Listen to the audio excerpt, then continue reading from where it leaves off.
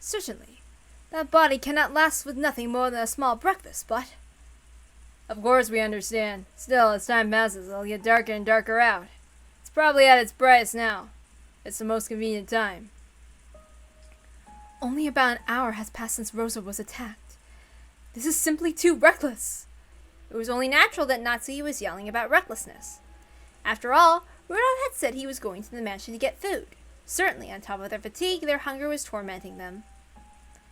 In the beginning, a mild level of hunger had been just what they needed to fight off their drowsiness. However, it now just made their minds hazy, since it was only still midday and left their bodies feeling like they were reached their limits. I'm sorry. And their bodies felt like they were reaching their limits. The thought of going into the kitchen in the mansion and bringing back some food certainly was attractive. I'm opposed to this. It may be a little rough, but we definitely shouldn't leave this place. Don't worry about us, but it would pain my heart to keep the children hungry. I must be responsible as a parent. Dear! Now that father is dead, you are the Ushiromiya family head. It is not permissible for you to take on such a danger. You're right. It's like Natsuki says. Kraus, you should remain here as our leader. Then who will go to the mansion? I think it should be Kirie, me, and Hideyoshi too.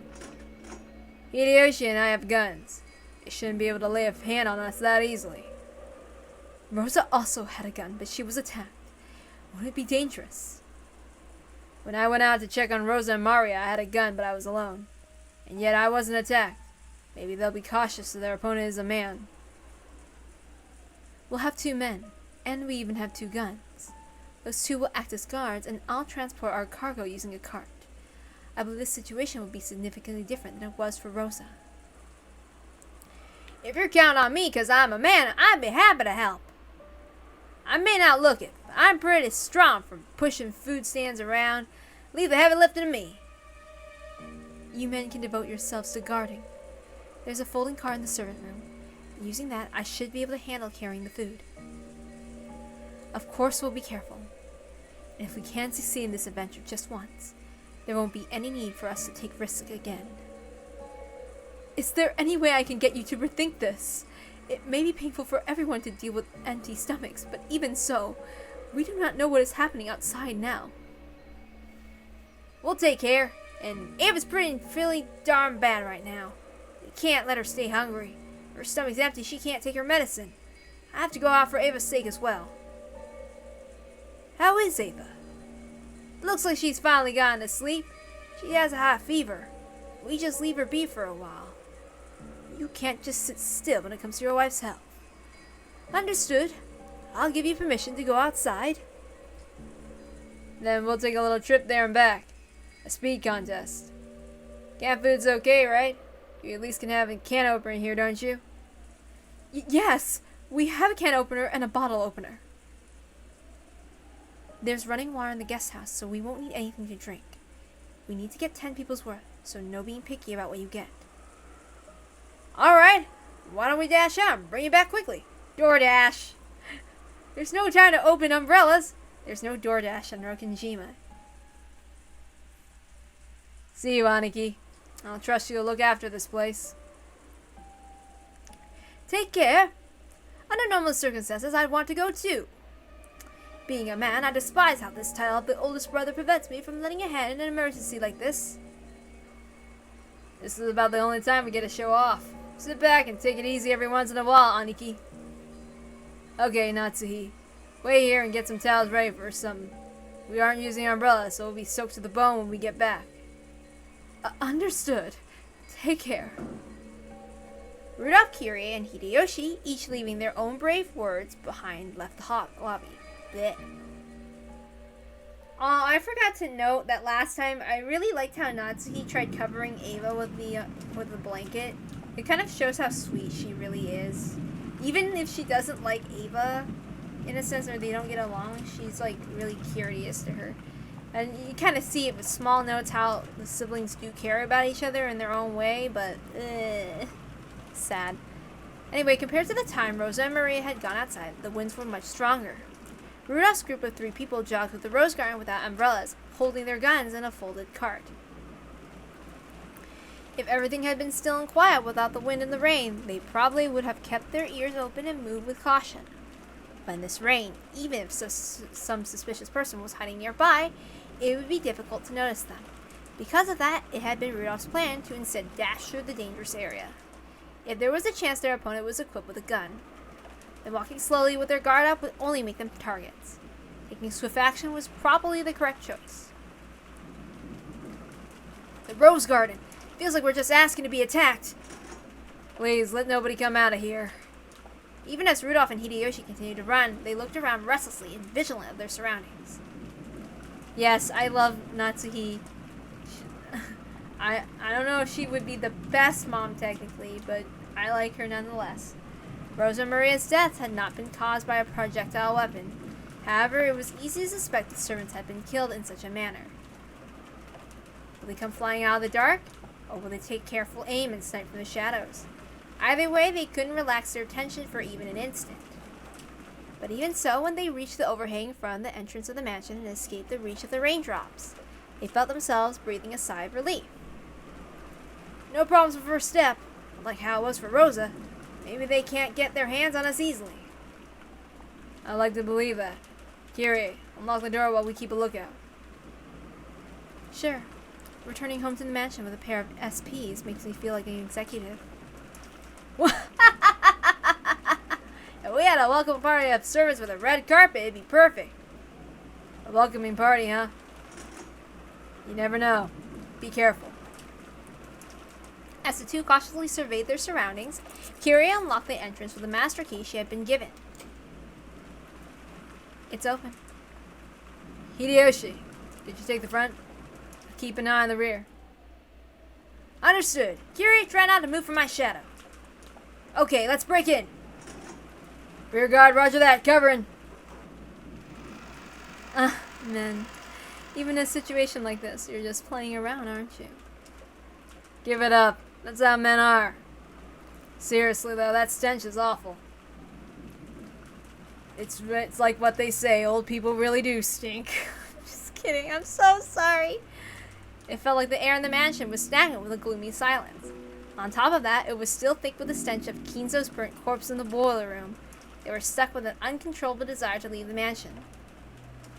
No problems in the front, just a short dash to the kitchen. Let's finish this quickly and head home. The suit'll get fumigated with Dad's stench. Ugh. I know, right? Ugh. The three of them dashed toward the kitchen.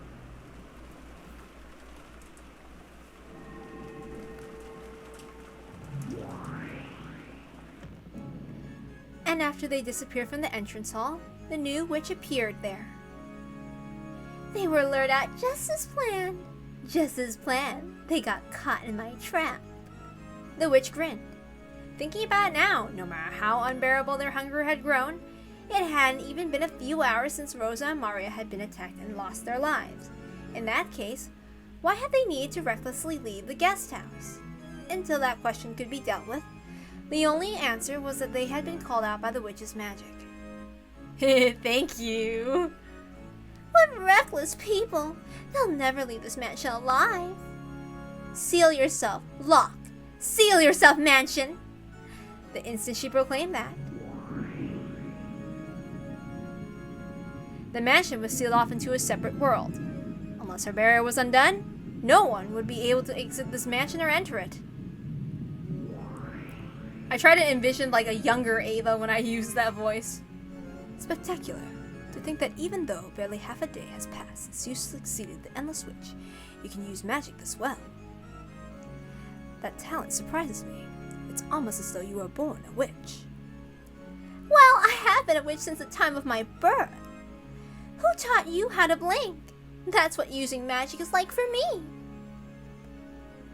What a fearsome person. The witch's face twisted with brutality. She just couldn't help looking forward to toying with someone's life again. Well then. First up is Rudolph and Kyrie, but in what kind of cruel way should I kill them? If you don't mind me saying, your predecessor has left instructions that you are to restrain yourself from committing murders of unnecessary cruelty, and there is an etiquette for offers and sacrifices from the fourth twilight onwards. For that, you must borrow the power of the 7 Sisters of Purgatory. Oh, really? Now that you mention it, that's right. I could only play as I like with that second Twilight. Boring. Just when I thought I could play to my heart's content like I did with Rosa. But that only counts for how they are killed in the end, right? Meaning? I could just kill them however I want over and over again, revive them, and then follow the epitaph during the last time I killed them, right? So in the end, no matter how I play, it isn't a problem. Who'd act well behaved with an entertaining power like this? Her absurd argument was, for an endless witch, an extremely valid one. The etiquette that controlled the manner of killing the sacrifices for the 4th Twilight and onward was represented by lines like gouge the head. However, that referred to the way those people die in the end. In other words, in the process leading up to that, she was free to tease them and kill them however she wanted. She just had to keep on reviving them, and follow the rules only when she killed them the final time. Although, Ronove felt that her innocent cruelty was part of her talent as a witch, he was beginning to notice an innately brutal side of her. They do say that apprentices are the most brutal of witches, and now I see that this may be true. Do as you wish, is what I would like to say, but here it may actually be wiser to show restraint. They have guns. Weapons with a high anti-magic power, such as guns, are a natural enemy of witches and demons. The witch stared blankly at this demon butler who was surprisingly afraid of guns. That can't be right. Shouldn't witches be able to take a shot from a bullet easily? No, it would be just as fatal for a witch as it would be for a normal human. To prevent that weak point from being noticed, most witches rigorously strengthen their guard with the defense of protective barriers and furniture. Do I have any of those protective barrier things? Constructing a barrier to make even gun bullets ineffective requires much in the way of preparations and ceremonies. I'm afraid to say that Beatrice currently has none of those. Furthermore, you are currently ill-prepared to summon furniture strong enough to block a bullet. So even though I've become a great witch with this much magical power, I really do have to be afraid of lead bullets. It's annoying, but I don't have a choice. So in that case, should I call some furniture to act as my arms and legs? Yes. Leaving everything to your servants while not exposing yourself to danger is also part of a witch's refined taste. Beatrice, leave this furniture. Beatrice, leave this as a furniture and hide in a safe place. I get it. I'll call them the 7 Sisters of Purgatory. I don't care who, any 2. Leviathan and Belphegor respond to the call. Leviathan of Envy right here. Belphegor of Sloth right here. Show me your power. Your targets are Rudolph and Kyrie. Don't attack Hideyoshi. Come on, show me just how cruel you can be, furniture. My apologies, but we've received orders from the predecessor to refrain from unnecessarily cruel actions. But I think the predecessor's orders does give us some leeway to tease them. Do you still want to go through with it? I get it. I'll compromise. Don't let them die easily. Thoroughly corner them, and let them taste the fear of death before killing them. Will that be okay, Ronove? Yes, depending on the degree, I do not believe there will be a problem. Then go! Yes, leave it to us! Your opponents are armed with guns. For those such as you, dodging them should be easy. But if you are hit, the wound will be fatal. Proceed with an appropriate level of caution. Don't worry, we aren't that incompetent. The 2 Sisters of Purgatory vanished. Ronove bowed and vanished himself. There are even rules on how to kill them. Why do I have to be constrained by my predecessor? It's so rigid and boring.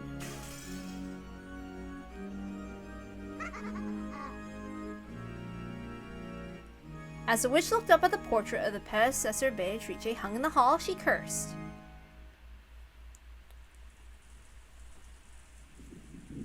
The 3 3 people had already arrived at the kitchen and were gathering food supplies. Considering the possibility of poison, they gave up on alluring fruits and vegetables, and gathered a whole cardboard box full of only the safe canned foods.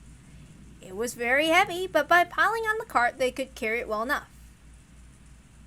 This should be more than enough for 10 people to hold out until tomorrow's breakfast. That should carry them until the boat arrives. The 2 men were supposed to be focused solely on guard duty, but the weight of the load was tough on Kiri even with the cart. Hideyoshi, who wanted to show off his power, switched to be the cart pusher, and Rudolph and his wife took the task of guard duty. With all this, even George and the kids will be full. The trip will be back at a picnic, so let's go! When Hideyoshi vigorously announced their departure, Kiri frowned and seemed to be gazing into the distance. There was a wall in that direction. No, if her gaze could go through that, there was a main hall beyond it. What is it, Kiri? It's vague, but I've got a bad feeling gnawing at me. Kiri stopped walking and narrowed her eyes even further. Woman's intuition? At times like this, Kiri's intuition often rang true, even when she didn't even have a logical reason. Rudolph believed in that intuition. Yes, someone's probably waiting to ambush us. I didn't sense them before, but just now I felt it.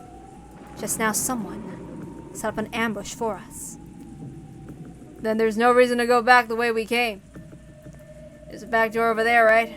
Let's leave it that way. Rudolph made to unlock the back door. When the goods were carried into the kitchen, they never passed through the part of the mansion that the family came and went from. So outside the back door was probably a ramp used to carry things in. Surely they would be able to leave through there through the cart. What the heck? It's stuck. Damn, what's going on? Can't you open it? Nope. Is it broken? It isn't giving an inch. Rudolph tried various things, first using force, then coaxing it. But the lock was as hard as stone and didn't even budge. Don't force it. Let's leave through the front entrance. Right now, it'll be even worse if we stand around wasting time. You think this is a trap? I don't know. Be careful. With strained expressions, the 3 of them returned to the hall again and headed for the entrance. Who is it? The instant they exited the hall, Rudolph noticed a suspicious shadow right in front of them and yelled. In that instant, a storm of gold leaves started blowing, and gold butterflies covered the air with a gold color. I can't believe it. A lowly human predicted our ambush. It isn't my fault. I was hiding my presents. Don't hesitate. Fire! The 2 guns spat out fire. The lead bullets blasted through the magical defense of the pair as easily as though a wet paper wall. But the 2 figures that should have been there disappeared. Certainly guns were frightening objects for them, but there was no need to fear as long as they weren't hit. They at least had enough speed to dodge those. Wait a sec! You won't even give us a chance to say our names! This is why I hate humans! Leviathan was a full 10 meters from where she had supposedly been popping her head from behind the pillars in the shadow of the staircase and protesting. In accordance with Beatrice's orders, we will hunt you down. Our orders tell us to make it sit... Bleh. Let's try that again. In accordance with Beatrice's orders, we will hunt you down. Our orders tell us to make it take some time and to tease you. You are free to resist, but know that it will be useless. That voice came from overhead. The figure could be seen on the top of the tall chandelier. Elegantly looking down upon them, she proclaimed their execution with a cruel smile. What are these girls? Forget the cart. We have 2 opponents, so if we split up, they can't chase all of us. All 3 of them were well acquainted with the inside of the mansion. In the case of a crisis, they planned to run off in separate directions, returning to the guest house by breaking windows or leaving through a back door. Fighting was forbidden, as long as they could fully escape. In a tight spot, escaping is victory. The 3 of them ran to the depths of the mansion at full tilt. That pair of furniture calmly watched them go. I'll kill the woman. You take that man. Understood. The furniture and the shadow of the pillars on the chandelier made their figures explode, and leaving behind only the sound of the hopping beetle knocking against the wall, they pursued their respective targets. Their speed was overwhelming. They easily blocked the others' paths of retreat. Let's see what this furniture's got. I hope they're at least able to amuse me. Beatrice, it may not be prudent for you to reveal your form unnecessarily. And you don't unnecessarily move your king away from the center. That's part of the monarch's and a witch's dignity. Belphegor was already blocking the way in front of Rudolph, who had boldly tried to escape to the second floor. It's useless to try to resist or escape. You don't need to think about anything. Just close your eyes, and I'll gently end it all for you. You make a good wife. Husbands love to hear that kind of thing when they come home all tired. To think that you're still relaxed enough to speak with such insolence at times like this. Beatrice, thank you for this excellent prey. Die! Rudolph shot first. But before that, even the bullet could hit her, Belphegor had already moved behind Rudolph's back. She then raised a purple curve, springing out from her arm. However, incredibly, before that arm could decapitate Rudolph, he had swung his gun behind him. The barrel remained pointing behind his back, and from the same motion at which he had reloaded the sawed-off gun one-handedly, it was pointing right at Belphegor's chest. It was the sound of an ejected entry cartridge finally hitting the wall after the reload. In other words, it meant the next shot was already fully loaded. Without turning around, his gun pointing right at Belphegor's chest, Rudolph grinned. Not bad, for a middle-aged man. Don't look down on the generation that loves old westerns, okay? You brats don't know anything about the refinement of lever action.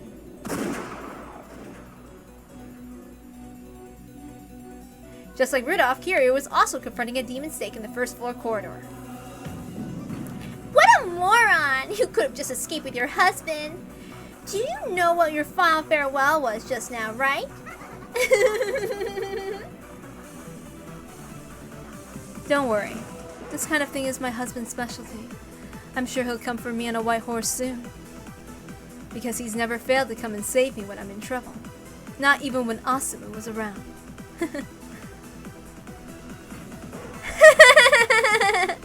What a happy couple! I'm jealous. I'm Leviathan of Envy. Envy itself is my power, my anger, my lifeblood. I agree. Envy is the source of a woman's power. And if that is power, I won't lose to a girl like you. Imagine saying that to the one who governs Envy. You actually think I'd let you two be reunited? I'll give you a tragic farewell. The arm of Leviathan swung was trailed by a purple curve. It was a magic blade that cut with the power of malice. Kiri blocked it with her gun. Even though the magic blade should have cut through the metal like butter, the gun, with its extremely high magic resistance power, was able to block the blade as easily as if it rolled up newspaper. Rapidly, 2 times, 3 times, it blocked all of them.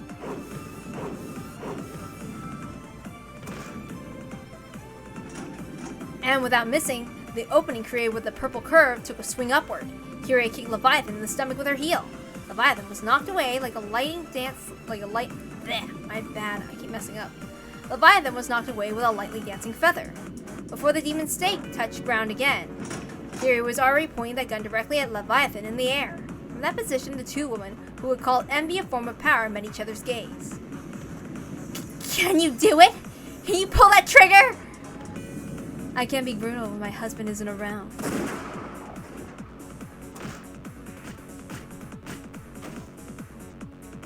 Ow! Rudolph tumbled down the case. He had been tragically cornered by Belphegor and had been pushed back down to the main hall they started from. The predecessor's furniture is pretty good. They aren't very flashy, though. Beatrice, it isn't over yet, and it's dangerous to show yourself.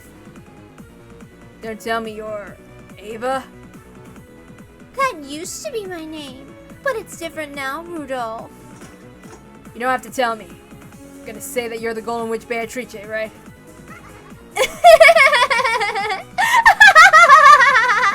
How did you know? Since the time Rosa was killed, I had a vague idea. Rosa, forgive me. Forgive me for sending the sister you hated down to the hell you're in. Beatrice, look out! Rudolph mercilessly pointed the barrel of the gun at the witch, who claimed to have once been his sister. But Belphegor could not permit that and attacked savagely. dashed, disappeared, and headed for Rudolph's back. She dodged that shot again and headed for Rudolph's back. And vanished over and over, instantly moving into Rudolph's blind spots. It was almost like she was a fairy. She blinked in and out of vision. The figure incessantly drove towards Rudolph. Maybe this is kind of fun, Rudolph. Let me sit back and watch to see how long your brave efforts last you. At that time, there was a dull tearing sound, along with Rudolph's cry of anguish. Rudolph's reaction to the dance of the purple Koro that had pressed upon him had been too slow. He had let it cut his flank. That single wound slowed him down just once. That led to a new wound which slowed his actions again.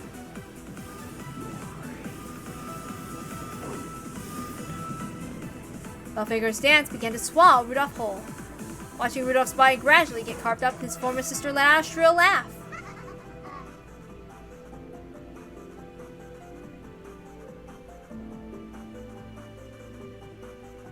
Leviathan could no longer hide her irritation that Kyrie hadn't suffered a single fatal wound. I really am a moron!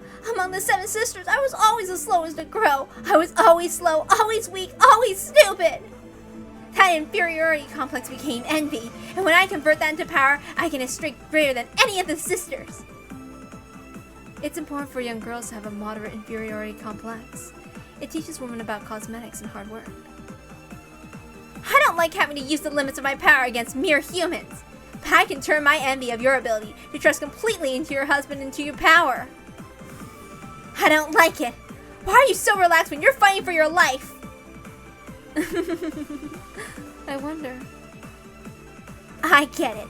You're fully convinced that your husband will come rescue you and save you. Isn't it incredible, that trust of yours? It's enough to make me jealous.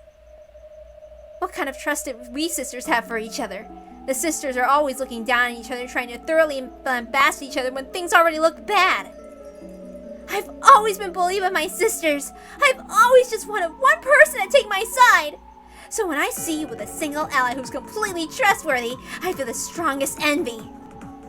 That confident expression of utter belief in your husband. I can feel it giving me power. I might even surpass that. The speed of sound. Leviathan turned herself to a stake. The speed of her flight as she attacked was proportional to the strength of her envy. Since the day my sisters looked down on me, I was jealous from the bottom of my heart of the other 6 who grew quickly. I was jealous for 7 days and 7 nights. You can see the power I gained as a result of my speed. Die, Ushiro Miyakiri! The demon snake exposed her true form, leaping about at a terrible speed. The noise from her bouncing off the wall sounded like a machine gun. By now, Kira probably couldn't tell if it was a single snake or a swarm of flying beetles flying and bouncing around. Leviathan was over 100% certain of her victory, believing it from the bottom of her heart. Then Kira spoke with an unbelievably calm voice. I was the one who went out with Rudolph first. Asumu blatantly cut between us, and shrewdly got pregnant. I don't blame Rudolph. That woman used her body as a weapon to seduce her, and then acted even more repulsively, cornering Rudolph and forcing him to get engaged to her. Asumu had been carrying Battler, and at that time I was also carrying a boy. As fate would have it, our delivery dates were on the same day. Then Asumu gave birth to Battler, but I had a miscarriage. I think about it sometimes. What if Asumu had had the miscarriage, and I had been the one to give birth? Would Rudolph have broken off his engagement and married me? But I couldn't give birth to my child, so until Asumu died, and until I got pregnant with Angie, I cursed Asumu and was jealous. Let Asumu die. Then I want him to marry me. In my envy, I kept cursing like that, over and over, until Asumu finally died. I was certain that I used the power of magic to curse and kill Asumu, but then quite quell the flames of my envy. Don't tell anyone, okay? Every time I look at Battler, I remember that woman. Every single time I look at him, I think that only if my child had been born, he would have been the same age. I'm still jealous of her, tormented by her. even now, and from now on, into the future, for all eternity. You say you were jealous of your sisters for 7 days and 7 nights? That's right.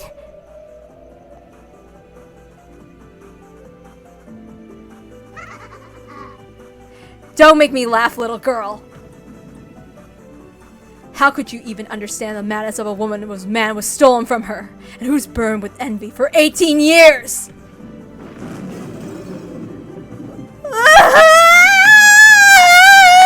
If Leviathan had the power of 24 hours times 7 days, or 168 hours of speed, then the power of Kiri had piled up was 24 hours in 1 day, 365 days in 1 year, and 18 whole years. Even without counting leap years, that was 157,680 hours. Compared to Leviathan's power and speed, it was more than 938 times greater. So then even if Leviathan could soar at the speed of sound at 1,225 kilometers per hour, to curious eyes it only looked like 938th of that. Which means 1,225 divided by 938 is a speed of 1.3 kilometers per hour. Oh shit.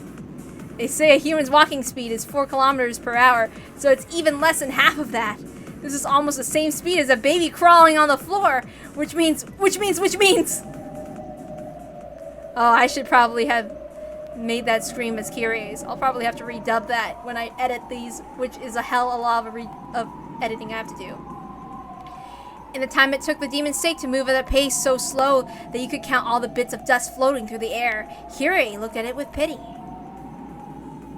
She pitied the slowness at which it came toward her. Then she lazily raised the barrel of her gun, almost as though she was trying to swallow the demon stake up with a gun barrel. You're completely lacking in both romance and envy.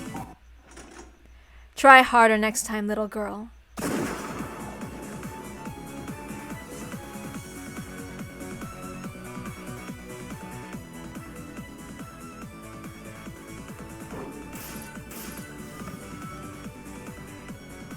Rudolph, what happened to all that vigor from a couple seconds ago? You're supposed to slice up a fish while it's still flopping around.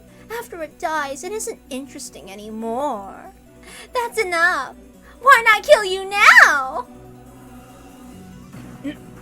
Damn it! I'm surprised you managed to endure this long after being carved up. That's enough. From now on, you don't need to think about anything. I'll steal away your life painlessly. Wait, there's a favor I want to ask. At the very end, I want to do one of those. What do you mean, one of those?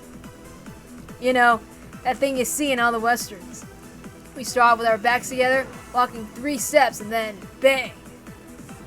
Ah, a duel. Very well. If that'll satisfy your regrets in this world, I'll accept.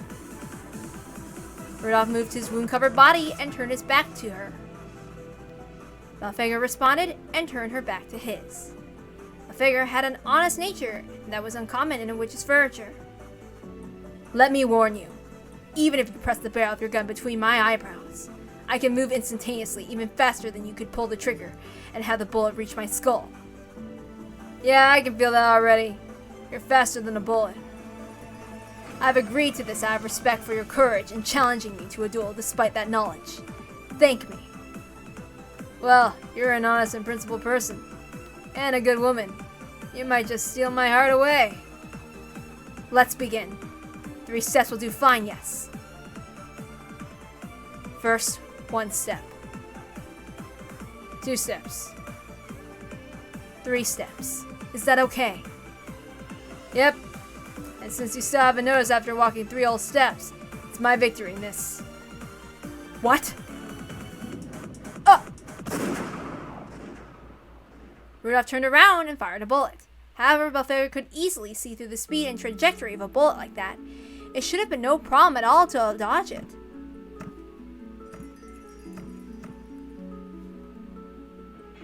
but a spray of flesh blood flew about.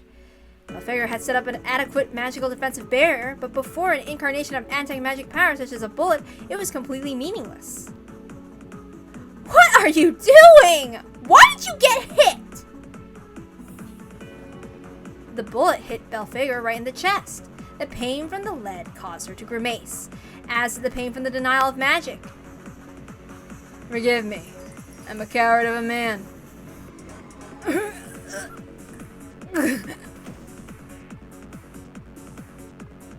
What a killjoy! You think that furniture of a witch could be defeated by a human? Know your shame! Worthless! Pathetic! If only you just grovel and die! Quit it, Aneki. She could have dodged it, but she didn't. She realized that you were in the line of fire, Aneki. So this faithful girl took it without dodging and protecting you. Blech! Why do I keep messing up? What's wrong with my mouth? Blech. Let's try that again. She realized that you were in the line of fire, Aneki. So this faithful girl took it without dodging and protecting you. At the very end, she saw that I was pinning the rook and the king. Spectacular. Don't hate me for it. I plan to resign if you noticed it while you were taking those 3 steps. You added those 3 steps out of consideration for me, didn't you?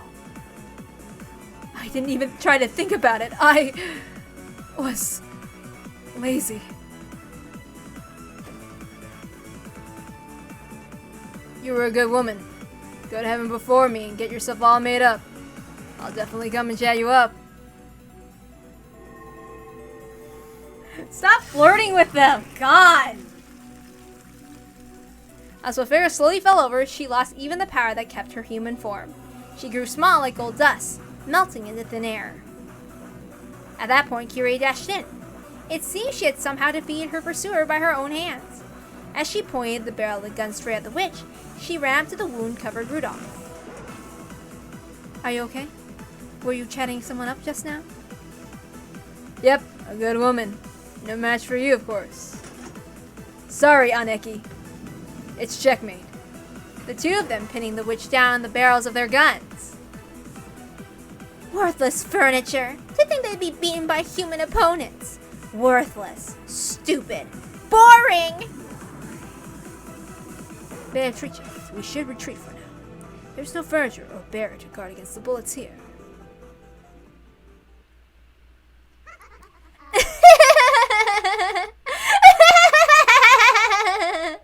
The witch began to let out a muffled laugh.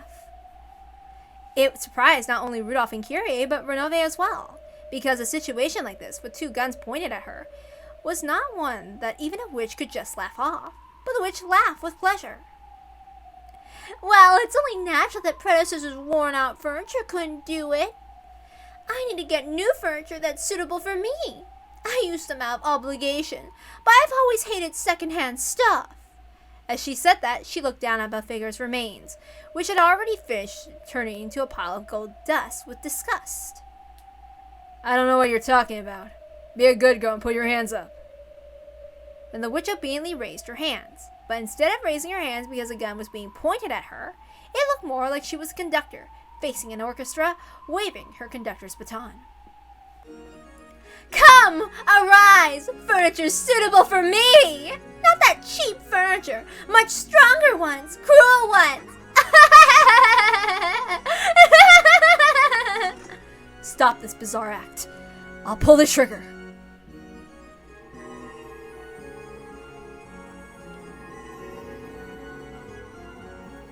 In response to the witch's call, the hall was once again buried with the color of gold. As the brilliantly radiant gold butterflies danced, it felt as though they were being sucked into the ocean of gold leaf. Renove was shocked at the upsurge in magical power. After all, it far surpassed that of his former master. As her eyes were dazzled amidst this golden flash, a gunshot could be heard. Either Rudolph or Kyrie had fired a round. When the golden flash subsided, at the very least, the witch was standing there looking cool and composed. The bullet! Kyrie must have fired it into her, but the witch had not been hit anywhere on her body. There it is. The bullet had been fastened in midair right in front of the witch's chest. A bulletproof barrier. In that instant, a barrier could have required a significant amount of preparation, even for the predecessor had been. Renove's face was twisted in shock. The surprises did not end there. The cloud of gold butterflies had created 2 humanoid forms. It was a furniture summoning. Of bunny girls, the Playboy bunnies! Just kidding, I'm sorry. The butterflies peeled off and flew away, and beneath them, furniture in the shape of girls showed themselves. The Chester Sister Corps, even the predecessor, wasn't able to summon Pendragon's memorial troops on a moment's notice, and to do so easily. Chester 410 right here. Chester 45 right here. You two are suitable furniture for me, I take it. From reading a picture book out loud to going on a date to shooting down meteorites, we'll take care of anything. If we don't take care of it, Pendragon will get mad at us.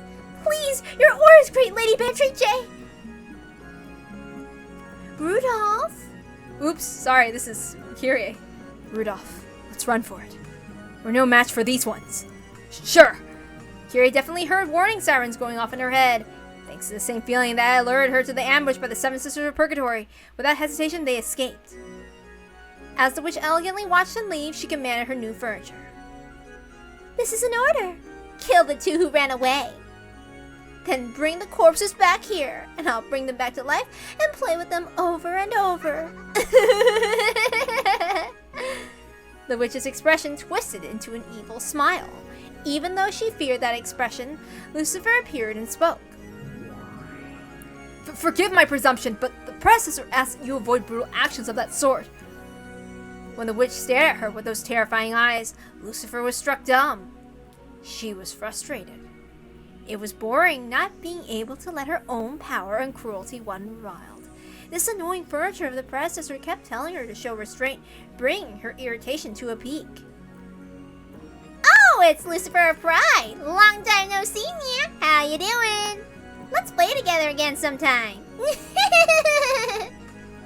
You mustn't whisper, for I pretend you'll get in trouble. Let us carry out the great Lady Beatrice's orders at once. Well, yeah, we are on the job right now, yeah? 410, roger that. Preparing for sniping pursuit combat. Accumulating terrain data, accumulating data for firing. Data link with 410. 410 data received. Target locked acquired. Commencing terrain calculation error correction. Formulating firing curve supplemental control point calculations complete. Data link to 45. 45 data received. Checking hazard zone. That's no good! Lucifer, better get out from behind us or you'll get roasted by a backblast.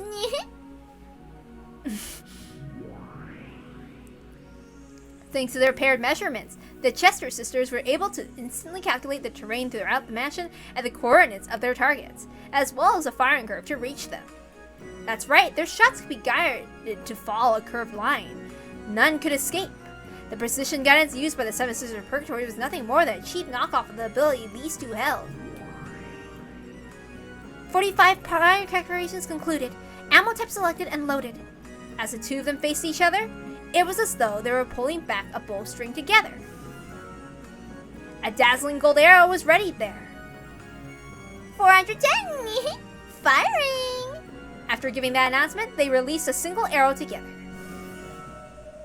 As the path taken by the gold sparkling snake of light drew a curve, it followed the direction that Rudolph and Kyrie had escaped to in rapid pursuit. It turned through the corridors, crawled over the floor, chasing them as it drew a beautiful curve. No one could block the guided shots of the Chester sisters. No one could escape from them, and their strength could pierce all physical and magical defenses. It was quite a merciless guided weapon of certain death. However, among mystical class soldiers, it was a weapon used by pretty much everyone. It was a very commonplace for them and very extraordinary for those of the everyday world. What the? When he noticed something rapidly chasing them and turned around. The exact position of Rudolph's heart was pierced by the gold snake. It all happened in an instant. Rudolph! As the gold snake pierced Rudolph, it swooped down to the floor, drawing a beautiful spiral, coiled itself around Kyrie's legs, and crawled up to her chest. And just like Rudolph, it pierced the exact location of her heart. And all that happened in an instant. It pierced Rudolph and then Kyrie, so they died, dropped to their knees, and fell over almost the exact same time. What's this? Talk about overwhelming. Ridiculously easy, isn't it? This is the kind of furniture I need. Way different from predecessor's secondhand furniture. Come on, bring their corpses here. I'll keep reviving them until I'm bored, and I'll try killing them in a brutal way as I can think of. To think that being a witch could be so much fun. That taking a life could be so much fun. From the time humans are born, the most sudden action they can take is the murder of another human. It's only natural that humans can't understand how pleasurable it is to break this taboo. But she was no longer a human. She was a witch, and there were some pleasures that only witches could understand. By now, she had tasted those pleasures and was totally immersed in them. After learning that the contents of the forbidden pot were honey, she could no longer live without them. No, maybe the contents were honey because they were forbidden. Anyway, by killing humans gruesomely and doing it over and over, she could feel the drug-like pressure even now. As the witch rolled over laughing, the gold snake that had been shot returned as though being reeled in. At the tips, 2 people were pinned and dragged along. The witch's orders had been fulfilled. Rudolph and Curie had been killed instantly, and their corpses had been carried back. Chester's 45 and 410 order execution complete. We await your next order, Great Lady Beatrice. Please, your orders. From babysitting to playing online games with you to shooting down a space shuttle, we'll take care of everything. It looks like these 2 are the sacrifices for the 4th and 5th Twilights. So in the end, I'll need those worthless 7 sisters. Or are there 5 sisters now? I need those guys to pierce and gouge the forehead and the chest. But I can do that at the very end, and I'm free to play in any way I want till then, right?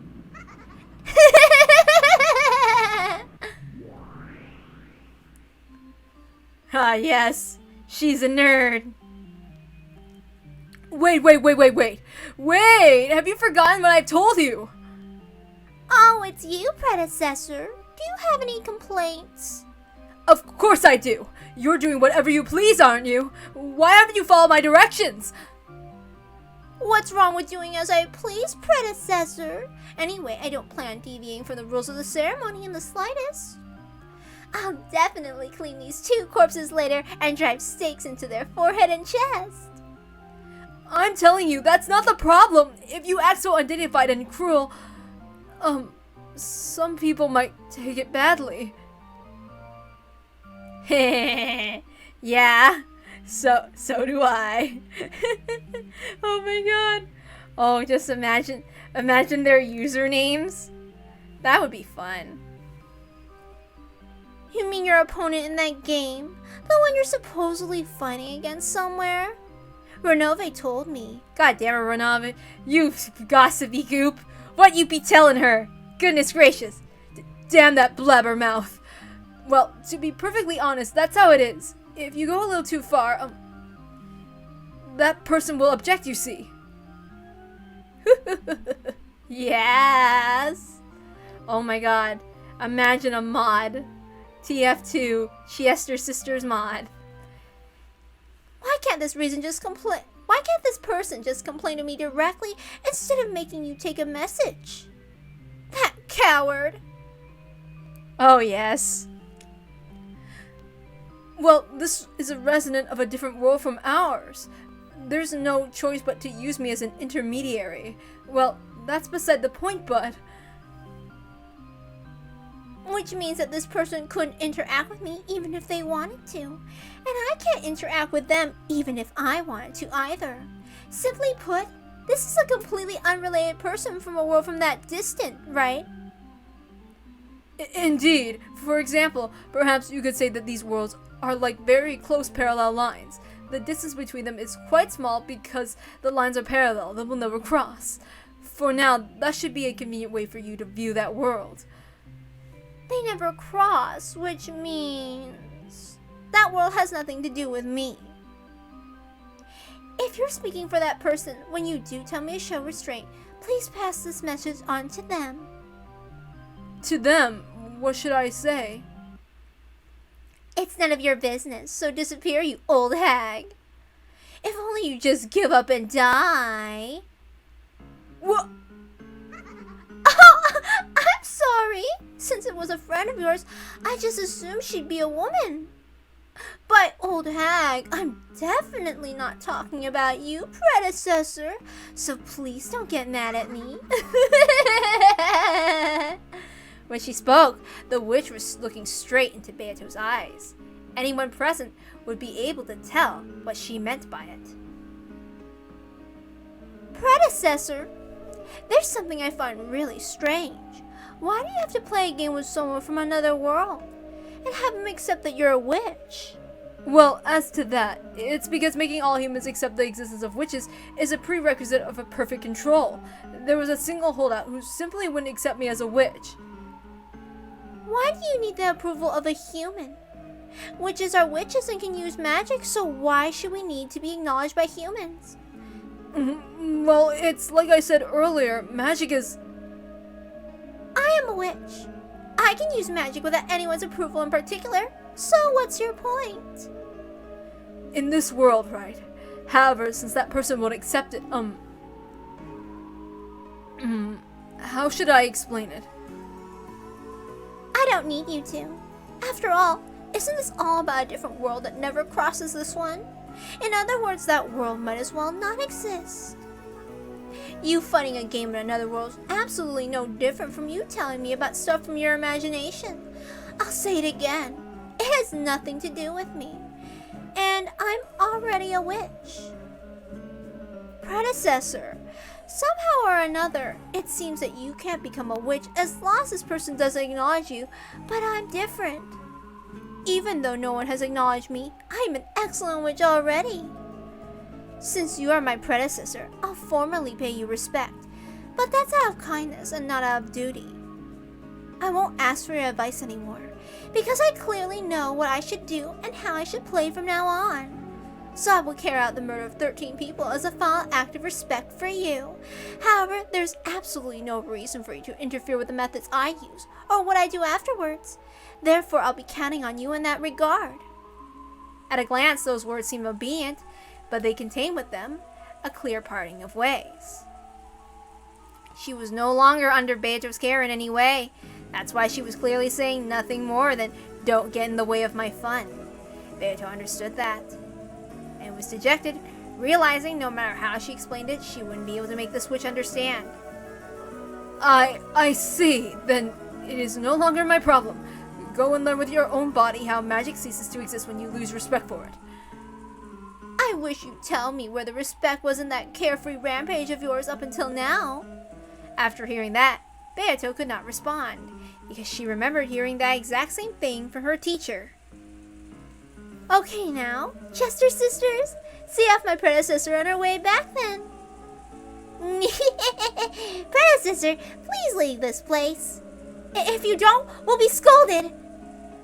Throughout her body, Beato felt something unseeable from the Chester sisters, which could only be described as an oppressive sensation.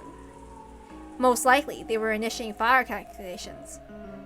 It was like an action much like taking out a gun and cocking it. Even Beato could not escape from the Chester sisters' attacks without any preparation. In the past, she had placed her greatest trust in them, so she knew how terrifying they were down to their very soul. Predecessor, if you would retire, I would not recommend damaging Beatrice's mood any further. Predecessor, I understand. I shall leave for now. I'll watch over the end you eventually reach at my leisure. It was almost infinitely close to a parting shot. So after Beato vanished, the witch and her furniture doubled over laughing.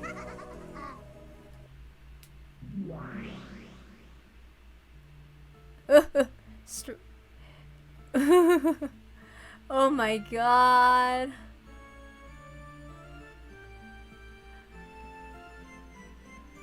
Let's see. Yo, that's the Great Witch Lambda Delta. Oh yeah, I would like to see that. Like, at first she was all like she's like all sweet at the beginning. It's like, Yeah, wow, this is such a great honor. and now she's like, ah, I know everything now. I'm a witch. Oh my god. Well, I do understand. The endless power is fun. The joy of freely toying with an extremely limited life cannot be explained to those who have not tasted it. I can understand that feeling of being possessed with a pleasure similar to drugs. It must have been quite fun, judging by your antics in the past.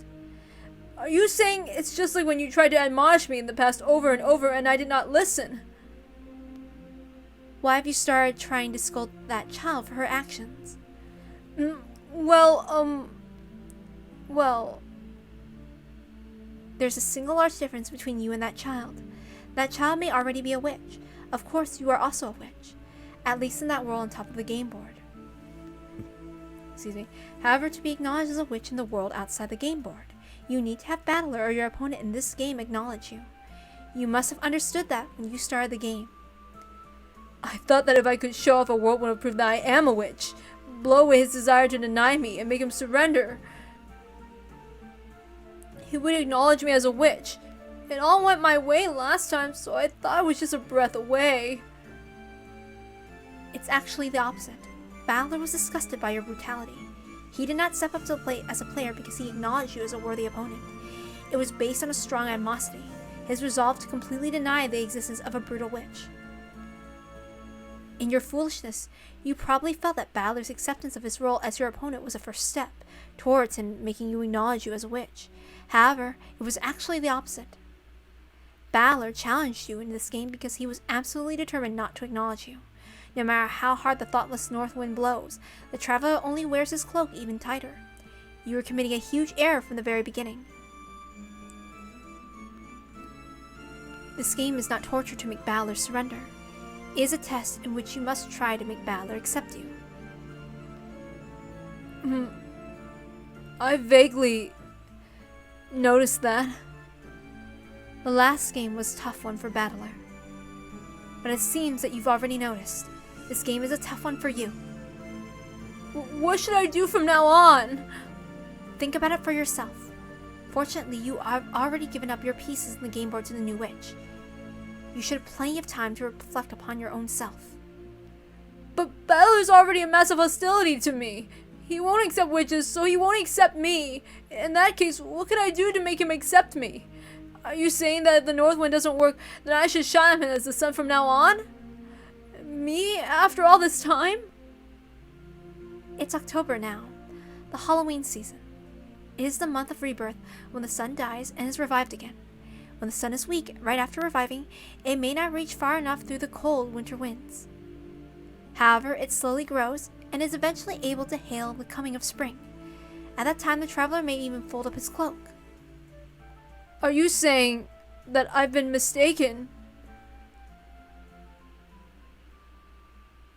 Let's see. Oh, yeah. I mean, I think she definitely humbles after a bit, sort of, but I think it's more subtle in later on or something. Considering also episode 8. The beautiful hall of the Ushirimiya mansion was covered with a golden sparkle like gold leaf. It was stained deep red with thick spurts of blood. The number of deaths given to Rudolph and Curie had long surpassed anything you could count on both your fingers and your toes. The witch was breathing so hard her shoulders shook, but it wasn't because she was tired. She just couldn't hide her ragged breaths, caused by her still uncontainable excitement.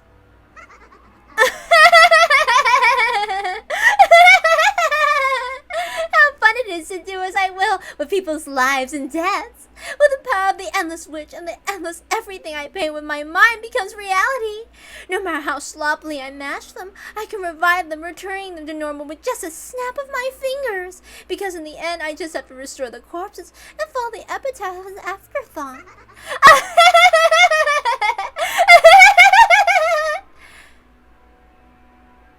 Hey, you guys.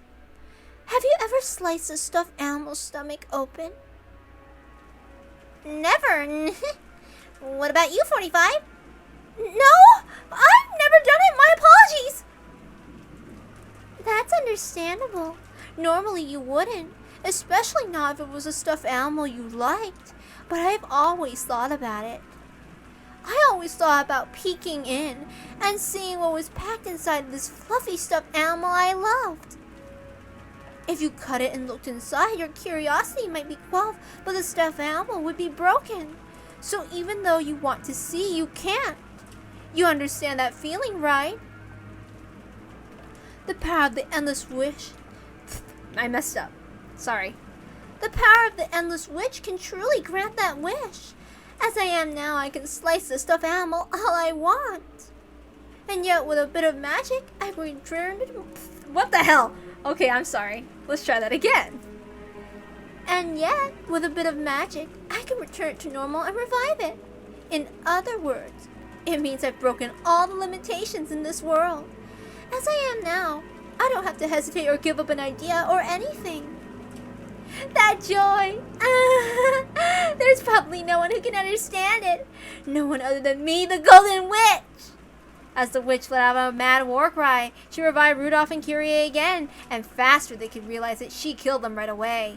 And she made it known that something other than cotton was being stuffed inside those two.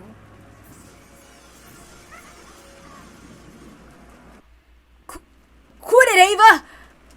Huh? Ah, it's you. How long have you been here? In that gruesome hall, Hideyoshi appeared with his gun ready. That witch had sealed the mansion with a barrier, so Hideyoshi had nowhere to run. He probably picked up Rudolph Akiri's gun and come back. The gun, which should have been something to be feared, was apparently no longer an object she took seriously, now that she was overflowing with magical power. Her bold expression didn't flinch in the slightest. Why'd you have to kill Rosa and Maria? And Rudolph and Kyrie? Huh? I'm the head of the Ushiramiya family, the Witch of Rokenjima. Everything that occurs on this island is all up to me. Whether they happen to be alive or dead at any particular moment in time is meaningless to me. You went mad after finding Father's gold. Just how high must that gold been piled? I can't even imagine it. It must have been high enough to steal away your sanity. But if there was that much gold, why didn't you think of graciously splitting it up? You misunderstand. All that belongs to the Golden Witch. No one is qualified to touch it except me.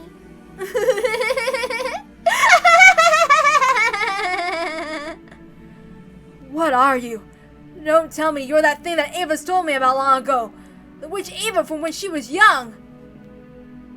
That's right. I am the me from my years as a girl who's been living in the heart of your wife Ushiramiya Ava this whole time. And I'm a witch. Ava became an adult by forgetting me, so she can't use magic. All kids get their heads filled with innocent but cruel ideas sometimes. When I was young, I'd sometimes go around stepping on ants and pulling the wings off of dragonflies. However, I learned the importance of life and graduated from that cruel childhood age. Right now, you really are a child, a personality that I know Ava graduated from. That personality isn't Ava. It's a completely different human. That's right. I am not Ushiramiya Ava. I'm the Golden Witch Beatrice. It's so fun not being bounded by any limitations, and the pleasure of being able to do as I will with life and death is truly wonderful. I don't have to apologize for breaking a goldfish bowl, and I can tear stuffed animals up as much as I want. There was a crisp sound. It was a sound of Hideyoshi slapping the witch's face. Looking at the hall stained deep red with fresh blood, he should have been able to imagine how terrible the witch was. Without fear, without even hesitating, Hideyoshi had walked determinedly up to her and hit her on the cheek. You fool! Don't act like you're cruel, not when you're really a coward and a weakling! I'll correct that cruel nature of yours again if I have to, you fool! Fool! Ow! Ow! Hey! You're a woman who understands how important, how fragile life is, aren't you? I'll make you remember! What you're calling a witch, you stupid fool! You're my wife, Ushiramiya Ava! If anything, you're a witch of the kitchen. You can always make perfect snacks out of the refrigerator leftovers in a flash. Won't you open your eyes, you fool? Didn't I just tell you that I'm not Ushuramiya Ava? You stupid fool! You! As tears dripped down his face, Hideyoshi kept hitting the witch's head. He wasn't even pointing the gun at her anymore. Therefore, the sound of gunfire couldn't have come from the gun Hideyoshi was holding. The gun, which had fallen in the corner near Rudolph's corpse, was floating in the air, and the smoke lingered near that barrel. And the bullet, a red stain, was slowly spreading across the chest section of Hideyoshi's vest. Even though his back was facing the barrel of the gun, the bullet had driven through Hideyoshi's chest.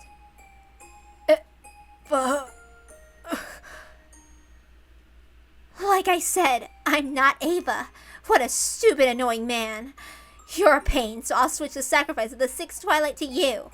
If only you just hidden under the bed shaking or something, I planned on letting you go. But no, you went to all the trouble of coming back. You really are a stupid man. There was a dull sound as Hideyoshi fell to the floor. Even though death would have allowed him to escape from that pain, he resisted until the last second, and staring straight into the witch's eyes, he passed away. Because he had died without closing his eyes, the witch didn't realize he was dead for a short while, and remained pinned by that gaze. Should we make this one a new toy and play? At those words, the witch finally realized that Hideyoshi was dead. Yeah, right. Well, we do. The Chester sisters waited for instructions. On the inside, they imagined the sorts of even more brutal orders their masters might give. But the expression that rose to the witch's face looked as though she had gotten over her excitement. She looked down at Hideyoshi's face, which still had tears dripping down it. It's such a killjoy, and it's all this guy's fault. I'm done. Renove, are you there?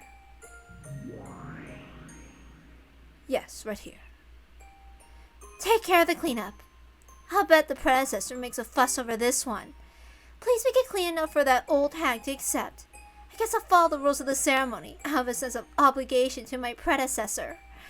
Treat these 3 corpses as the 4 through 6 twilights. Lucifer, it's your turn.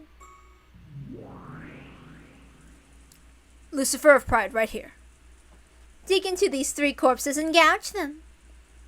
Into corpses? That's right. Got a problem with that? No. The 7 Sisters of Purgatory, which had their own sort of pride. It was the pride of a hunter, the pride of gouging the prey that they had brought down themselves. However, being told to gouge a corpse that someone else had brought down ran contrary to that sentiment. Of course, the witch didn't mean it that way, but for the 7 Sisters of Purgatory, it was horribly humiliating. However, they had already screwed this up with the 2 of the sisters defeated, so they had no right to question her. Only Renove appreciated this. He rested his hand on her shoulder in understanding. This is an order from Beatrice. Lucifer, carry these 3 and dispose of them in accordance with the etiquette of the ceremony. Then when you're done, lend me a hand with the cleanup. Certainly. The witch looked down on Hideyoshi's corpse, as though implying that the now delicate atmosphere was all Hideyoshi's fault. Stupid man. You didn't even have to die. I feel like she was sad. Dear! Dear, where are you? You're there, right? Answer me! The crash of the thunderbolt woke Ava from her nightmare. If Hideyoshi had been gripping her hand at that time, her fearful heart would probably have been instantly healed. However, Hideyoshi, who had supposedly sworn that he wouldn't leave even for a moment, was now nowhere to be seen in this room. Dear, answer me. Dear!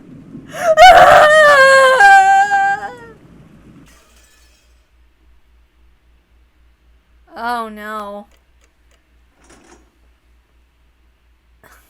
Well, that sucks.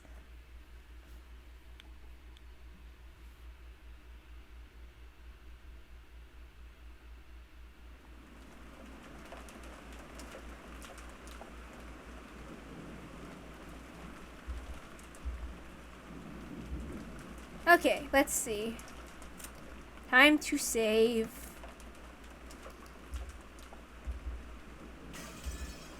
That was sad, at least for Ava. Oof. Okay. Well, oh, right. There's 2 more. Chester 45, a weapon in contract with Beatrice. 45 has a methodical and timid personality as well as a fairly strong persecution complex. Thanks to that, she's well suited to shoring up the weaknesses of 410's rough personality when they work as a pair. She can't stand silence, so she'll often become emotionally insecure if she isn't being ordered around by someone constantly. 45 excels in search and decision-making capabilities. The support she provides doubles the combative force of the sisters. 410, a weapon in contract with Beatrice.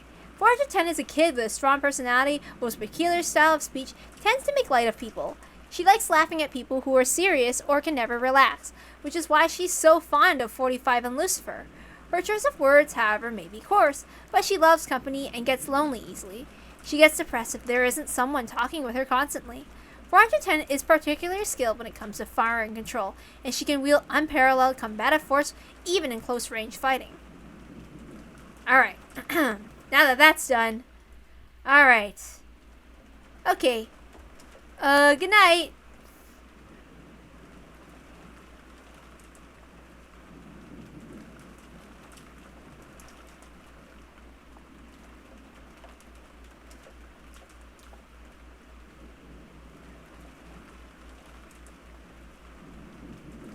Okay. I'm gonna go now.